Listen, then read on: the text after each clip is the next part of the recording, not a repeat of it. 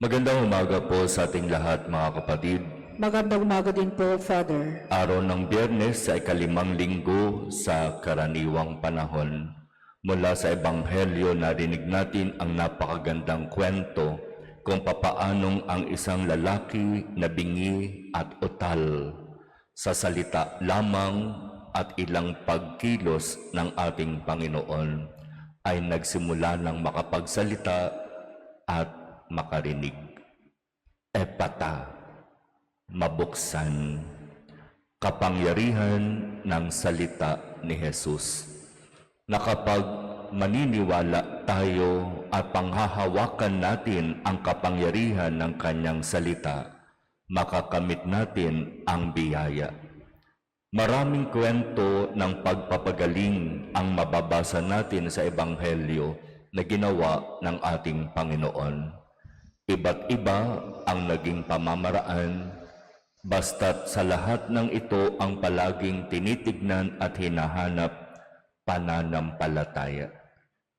At hindi kailangan na maging malaki o matindi ang pananampalataya. Sinasabi nga niya, di ba, kahit maging sinliit man lamang ng butil ng mustasa ang inyong pananampalataya sa Diyos, magagawa ninyo na mapalipat ang isang bundok patungo sa ibang lugar. Ganoon katindi para sa ating Panginoon ang pananampalataya. Nung sinabi ng ating Panginoong Hesus sa lalaking bingi at utal ang mga salitang nagsasabi, mabuksan, nagsimula ng mabago ang kwento ng buhay nitong taong ito. Nakabalik na siya sa kanyang normal na pamumuhay at nagagawa na niya ang mga bagay na gusto at dapat niyang gawin. Epata. Dito sa ating parokya, tayo ay nagkakaroon ng proyekto upang tulungan ang mga kapatid nating nangangailangan. At nagsisimula ito doon sa ating tinatawag na Pass It On project. Itong Pass It On, alam nating lahat, ay nananawagan sa ating mga kapatid, sa inyo, na dalhin dito sa ating Pass It On ang mga gamit o mga damit na maayos at mapapakinabangan pa na hindi na naman ninyo ginagamit o isinusuot.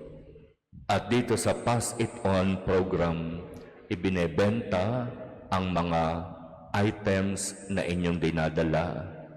At yung napagbebentahan ang isang nagiging pondo para sa ating epata, tailoring ng mga kung ano-anong mga gamit sa simbahan na isinusuot ng mga pari, mantel o liturgical cloth na tinatawag.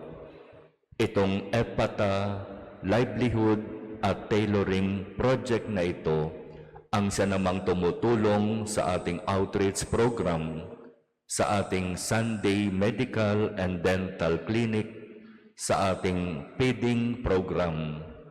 Kaya sa pamamagitan ng mga proyekto na ito, nabubuksan para sa ating mga kapatid na nangangailangan ang panibagong pagkakataon upang sila ay tunay na tumanggap pa ng mas maraming biyaya mula sa Diyos. Sa mga nag-a-avail ng Sunday Pre-Medical and Dental Clinic, marami ang nagkakaroon ng panibagong pagkakataon upang makalunas sa kanilang mga karamdaman, at yung iba sa pamamagitan ng dental clinic ay magkaroon ng pagbubunot ng ngipin na nagpapahirap sa kanila. Maraming mga opportunities ang ibinibigay nitong mga proyektong ito para sa ating mga kapatid na nangangailangan.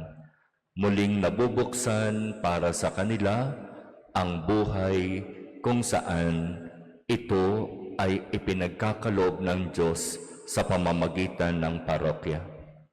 Kaya maraming salamat sa mga kapatid na patuloy na sumusuporta at tumutulong sa mga gawain na ito, sapagkat ang gawain na ito ay gawain na pinasimulan ayon sa inspirasyon at idea ng ating mahal na obispo, Bishop Ruperto Santos. Kaya mabuksan nawa sa atin ang nag-uumapaw na biyaya mula sa Diyos sa pamamagitan ng patuloy nating pananalig at pag-asa sa kapangyarihan ng Diyos.